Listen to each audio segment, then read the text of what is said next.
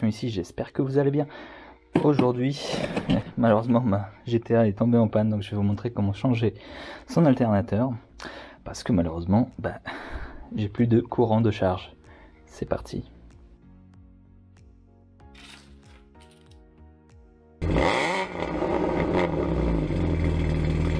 Et la première chose qu'on va faire, c'est qu'on va lever la voiture. Donc moi j'utilise cet endroit là pour la lever, ce qui n'est pas forcément bien parce que ça peut plier un peu la tôle, le bas de caisse quoi. J'utilise bien entendu les chandelles et je vérifie la stabilité de la voiture pour pas qu'elle me tombe sur la tête. Et première chose que je vais faire, c'est que je débranche la batterie. Il faut qu'on enlève la roue avant droite pour accéder à l'alternateur et la courroie d'accessoires.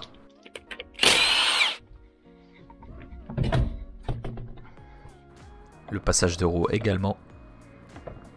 Donc il y a plusieurs petites vis Torx à enlever.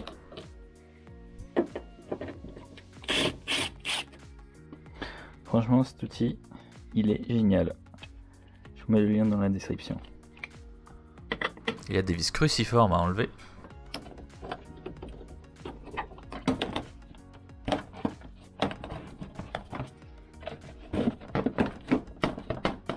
Il faut bien tirer pour enlever le passage de roue.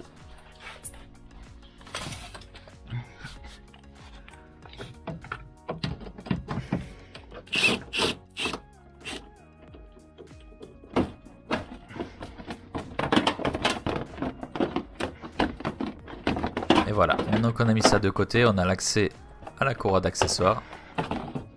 Je fasse ça comme ça.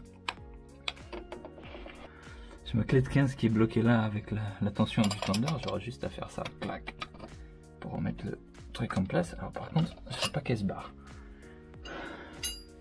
Bon, en gros, il y a une vis là qu'il faut enlever.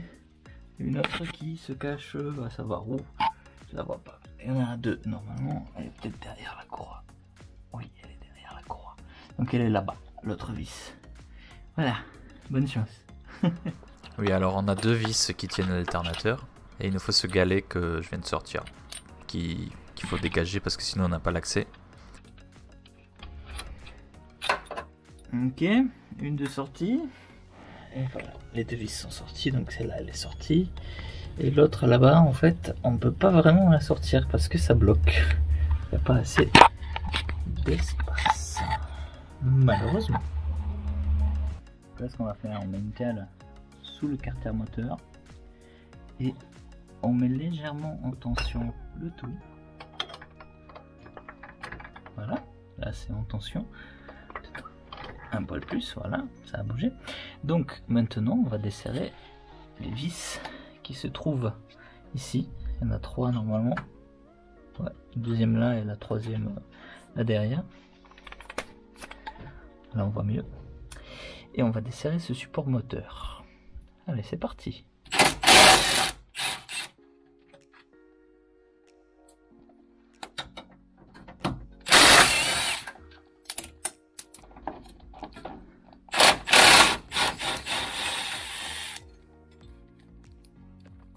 Pour sortir cette deuxième vis, il faut lever avec le cric le moteur vers le haut.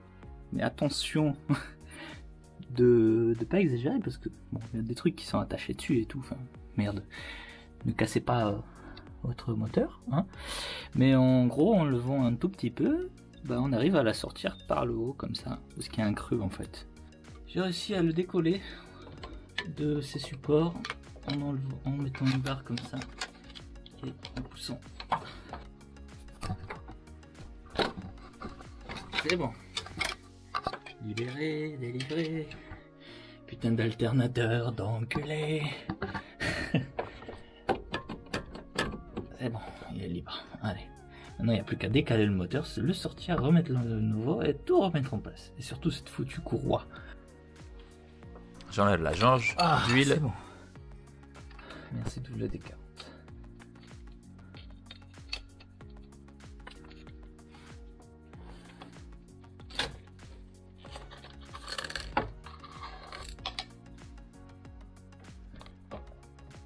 Alors côté plenum, il faut enlever cette petite boîte noire. Donc pour cela, il faut sortir tous les câbles.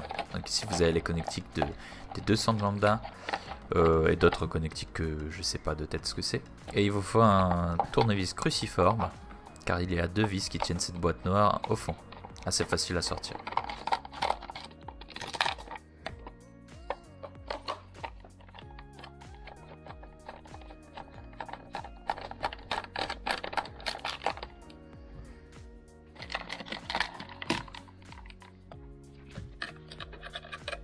Voilà, il y a également le calculo à débrancher.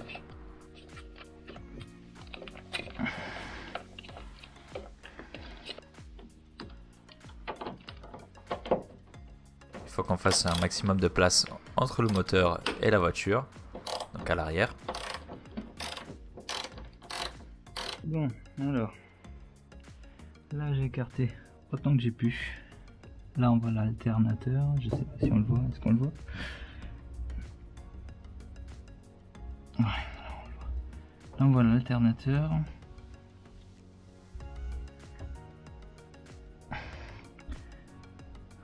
Il est là-bas, et ce qui est génial avec cet outil, c'est que j'arrive à faire ça. Regarde. J'arrive à atteindre cette vis, je sais pas si tu peux voir quelque chose, mais il rentre là-dedans quoi. C'est génial. Et voici un nouveau jour, essai numéro 2 du changement d'alternateur. Donc je vais vous dire où on en est. Donc là en fait, j'ai essayé de décaler ici le moteur au maximum vers l'avant. Ça n'a pas fonctionné. J'ai tellement décalé qu'en fait là, tu vois, il touche ici. Et le truc c'est que j'ai un peu avancé trop et j'ai réussi à trouver le radiateur. J'ai du liquide de refroidissement qui est parti. Donc de ce fait, j'ai acheté un nouveau radiateur qui est arrivé en 2 jours, qui a l'air pas mal. Il est plus épais. Voilà, ça arrive de faire des conneries, malheureusement. Donc j'ai regardé sur un autre tuto qu'en fait, il y en a qui font ce qu'ils font. Alors je vais te montrer. Là, ce qu'ils font, c'est qu'ils enlèvent ces ventilos là avant de basculer le moteur. Donc ça n'a pas l'air d'être grand chose, mais en fait ça te fait gagner pas mal, genre 5 cm minimum, tu vois. Donc je pense que c'est ce que je vais faire. De toute façon, j'ai pas le choix, je vais devoir changer le radiateur, alors comme ça sera fait. Allez, c'est parti. Alors pour vous dire, j'enlève le pare-choc pour avoir un meilleur accès. Donc là en fait il y a 3 vis à ce niveau là, c'est des vis Torx comme ça.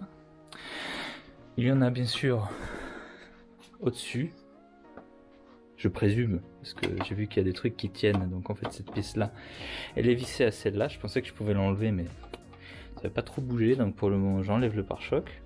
Et en fait celle-là, elle est attachée au pare-choc. Donc faut la dévisser. En fait là en dessous, il y a des vis Torx aussi. Là il y avait des vis en croix là, comment ça s'appelle? Merde. Enfin voilà, il y avait une pièce en plastique qui est juste là en fait. Hop. Qui d'ailleurs je trouve pas qu'elle sert à grand chose, mais bon c'est de la déco. Et en fait du coup faut que j'enlève l'autre roue également, et tout le passage de roue, parce qu'il y a 3 vis de plus ici. Et après je pense que ça sera bon pour enlever le pare-choc. Donc le pare-choc est presque sorti, comme tu peux voir. Il tient avec 2 vis littéralement, parce que en fait ce truc en plastique, il faut le tirer vers le haut. Tu vois, il y a des clips comme ça, ça sort comme ça, et là tu as des vis encore à enlever. Donc c'est très bon à savoir. Le pare-choc est bien sorti. La voiture elle ressemble à ça en dessous, si jamais vous vouliez savoir.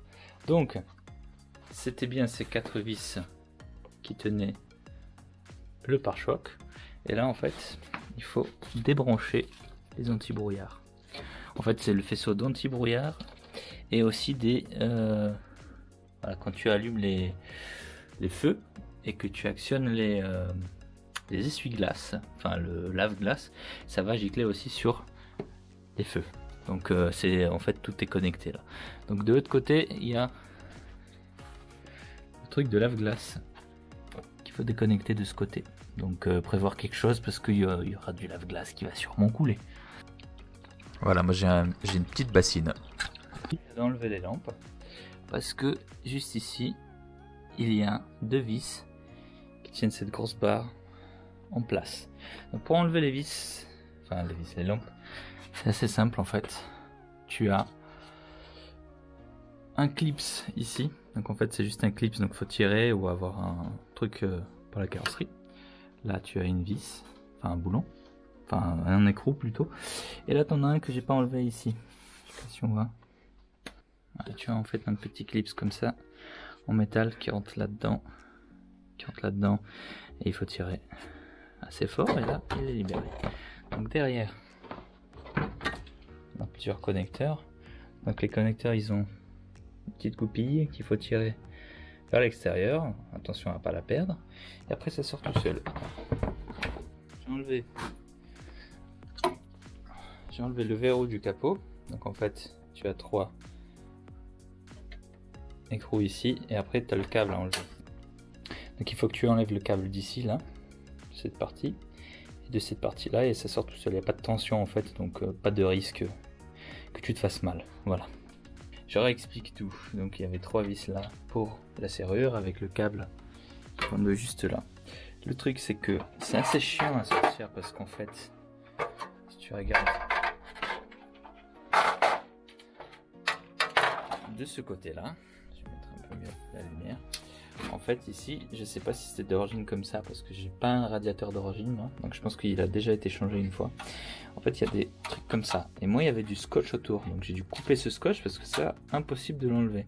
Ensuite vous aurez de ce côté là des accroches à enlever, donc là en fait il y aura des faisceaux de câbles qui se trouvent juste ici, voilà, qui vont être enlevés. Je sais pas si je vais y arriver, il me faudra une troisième main. Voilà. En fait, ces faisceaux-là, ils vont être à enlever, ils vont être accrochés là-dessus. Donc là, j'ai le faisceau, entre autres, qui sert au radiateur, enfin aux deux ventilos. Donc en fait, tu vas avoir plein de câbles que tu vas sortir. Donc tu as ceux-là où il faut appuyer sur la petite languette. En fait, tous, il faut appuyer sur la petite languette pour les sortir. Mais vas-y les mollo quoi. Alors sur ceux-là, des fois en appuyant juste comme ça marche pas. Donc j'ai pris un tournevis et j'ai appuyé ici fort et là ça sort. D'accord. Donc il y a également des espèces de rangs comme ça. Je vais te montrer d'en bas. Donc d'en bas, ceux-là ils vont être plus faciles à... ces connecteurs là vont être beaucoup plus faciles à accéder. Et tu vois, tu as des rangs comme ça qui tiennent les câbles, donc il suffit de mettre un tournevis dedans comme ça et écarter et ça s'enlève tout seul. J'ai également enlevé le filtre air, enfin la boîte à air entière pour qu'il y ait plus de place. Donc j'ai réussi à sortir ces malheureux ventilos qui semblent fonctionner toujours, donc ça c'est une bonne nouvelle. Et on voit clairement que c'est ce truc là qui a percé le radiateur. Quand j'ai appuyé, en fait j'ai décalé le moteur et ça en fait il s'appuyait sur les ventilos et il a pété, il a percé le radiateur. Bon, c'est de ma faute, grosse connerie de ma part. Et d'ailleurs de ce côté là tout va bien. Bon, donc c'est juste ça en fait. Je vais te montrer un truc si tu veux voir facilement d'où ça fuit. Regarde bien, tu prends, voilà.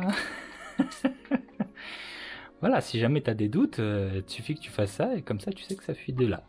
C'est très efficace. Je débranche les tuyaux du radiateur pour le vider.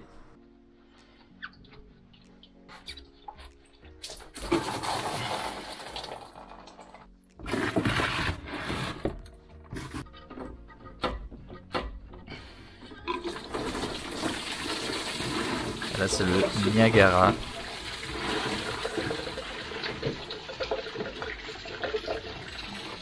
Il y a quand même, il me semble, 12 litres de liquide de refroidissement dans le moteur. Donc bon, on va pas avoir 12 litres par terre, mais bon.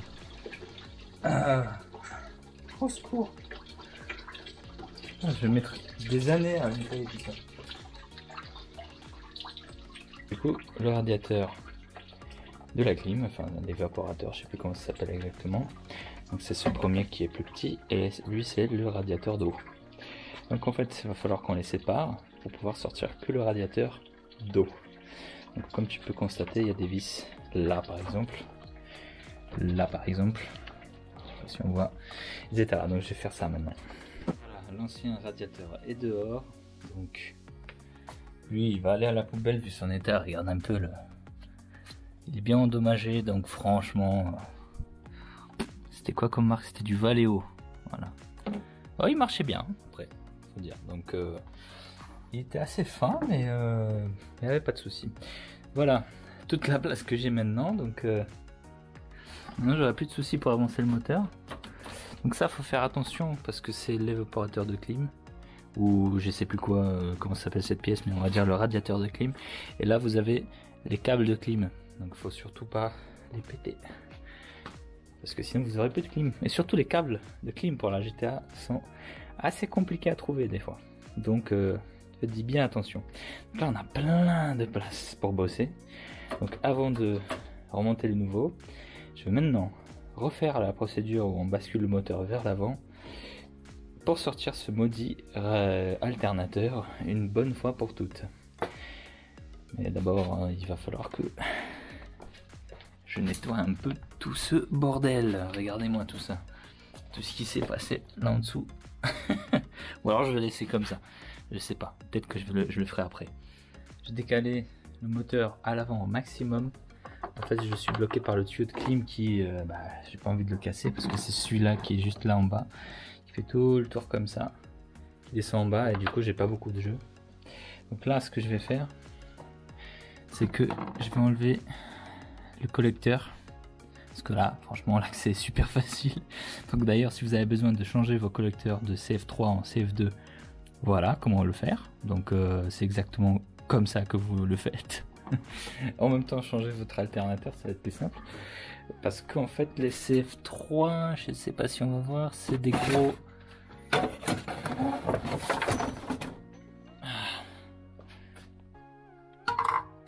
Voilà, les CF3 c'est ça. Vous avez ça d'origine et en fait c'est des pré-kata qui chauffent de ouf et qui... C'est de la merde. Voilà. C'est de la merde. Donc mettez ça et c'est mieux. Et vous aurez même plus de place dans la voiture. Donc là, tout ce que j'ai à faire, c'est dévisser les écrous qu'il y a là et enlever le collecteur par en haut. Victoire. Bon.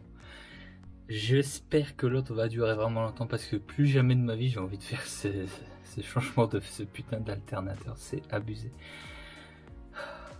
J'espère qu'il va durer longtemps l'autre. Vraiment. Je l'espère vraiment. Au secours quoi. Bon, allez, c'est parti pour remettre le nouveau qui est là-bas. J'ai mis l'alternateur dedans, donc il est rentré beaucoup plus facilement qu'il en est sorti. Bref, donc il y a le petit fil qui est juste là. Je sais pas si on arrive à voir. Le petit fil qui est juste là, qu'il faut mettre d'abord parce que c'est plus dur à mettre. Et après, le fil et le gros fil qui va là-dessus qu'il faut mettre. Et après, il faudra réussir à le fixer à son emplacement. Presque en place parce qu'en fait il manque une vis. Il faut que je redécale le moteur vers... Il faut que je redécale le moteur dans ce sens pour que je puisse rentrer la deuxième vis. Et pour cela, il faut que d'abord je remette le collecteur. Donc c'est parti. Et voilà, jour 3 des travaux sur cette GTA. Qu'est-ce qu'il nous reste à faire? Il faut mettre le radiateur parce que là, il n'y a que le radiateur de clim. Enfin, radiateur de clim... T'as compris quoi. Je sais plus comment ça s'appelle, l'évaporateur, truc comme ça. Il y a le nouveau, je pense pas qu'on voit quoi que ce soit. Il y a le nouveau alternateur là-bas au fond. Il reste le moteur est fixé parce que le support moteur n'est pas encore fixé. La courroie d'accessoires, tout le bordel autour. Et on pourra démarrer pour tester si ça marche. C'est parti.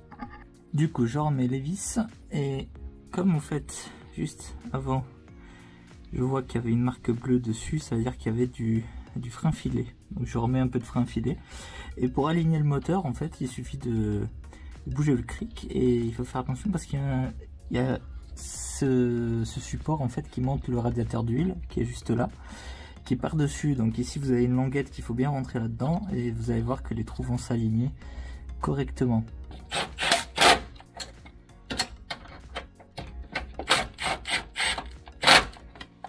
Une chose qui peut également vous aider à bouger le moteur vers l'avant, c'est d'enlever le support moteur du bas, qui est sur le carter du différentiel. Ici on a une vieille revue que j'ai achetée qui sert pas mal parce que la courroie d'accessoires sur ce moteur est assez compliquée.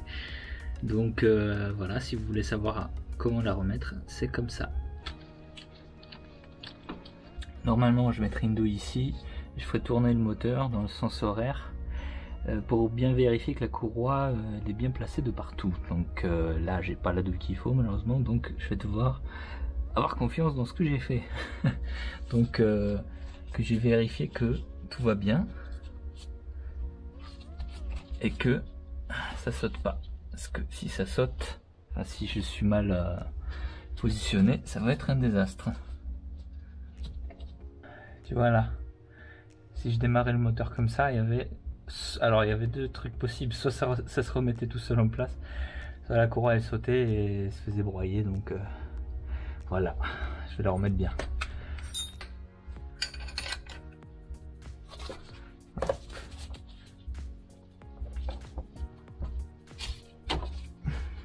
Voilà, je peux faire comme ça. Je fixe les ventilateurs sur le nouveau radiateur.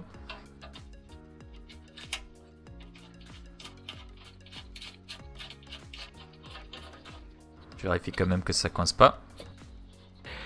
Il me faut des rondelles. Et là je dis qu'il me faut des rondelles, c'est parce qu'en fait j'en avais pas. Et du coup j'ai fixé les vis, les ventilateurs sur le radiateur sans rondelles.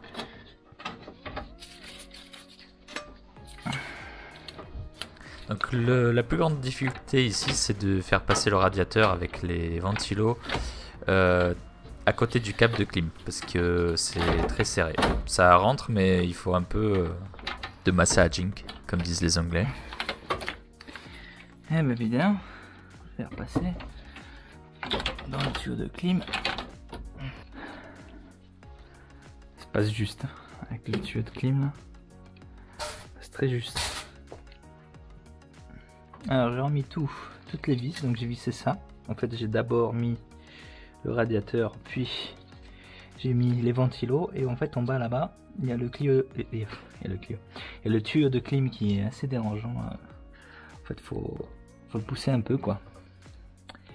Et ça passe à peine, mais ça passe. Là ici il va falloir que je remette des rondelles un peu de partout en fait, parce que j'ai pas de rondelles.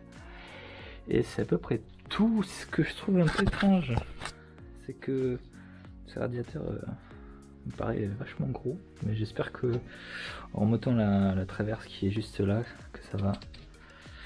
Forcément il fait le double de la taille de l'ancien, enfin d'épaisseur.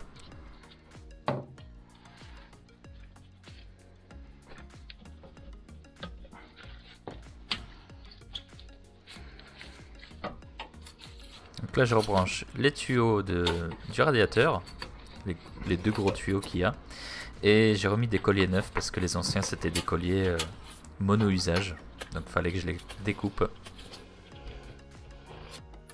Donc si vous planifiez de changer votre radiateur, prévoyez d'acheter ces colliers.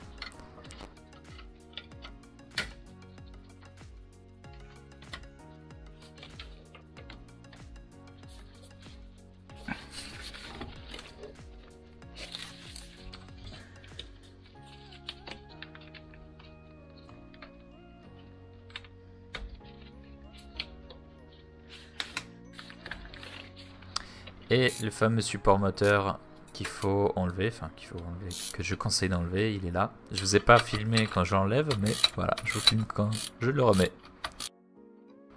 Et voici le support moteur du haut, anti-bascule. Alors voilà où on en est. J'ai remis la petite boîte avec toutes les connectiques dedans. J'ai rebranché le calculo qui est juste là. Et on continue. Donc là en vrai il reste plus grand chose avant qu'on démarre la voiture. Je voulais juste refixer le verrou du capot. Comme ça en même temps vous voyez comment on fixe l'espèce de ficelle, le câble. du verrou du capot.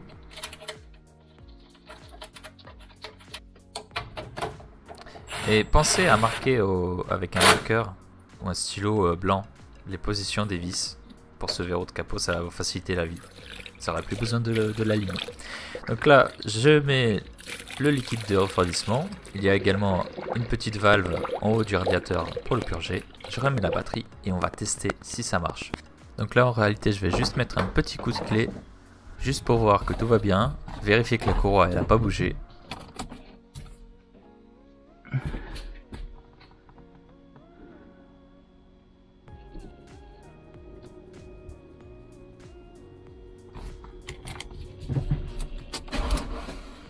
Voilà, tu vois à peine. Ok. J'ai un coup comme ça Et là, je vérifie que la courroie est toujours bien en place.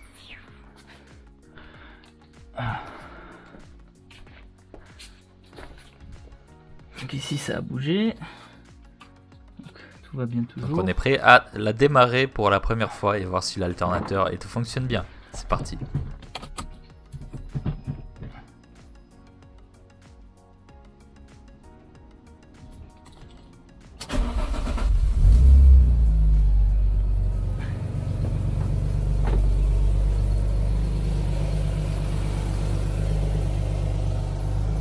Ouais, 14.4 quand même. Ça charge. Wouhou. Donc là, il y a un peu de fumée, c'est normal. C'est en fait du liquide de refroidissement qui, quand je l'ai vidé, qui a imbibé qui s'est déposé sur le collecteur d'échappement. Comme le collecteur il chauffe très vite, bah ça fait de la fumée. Mais je préfère vérifier.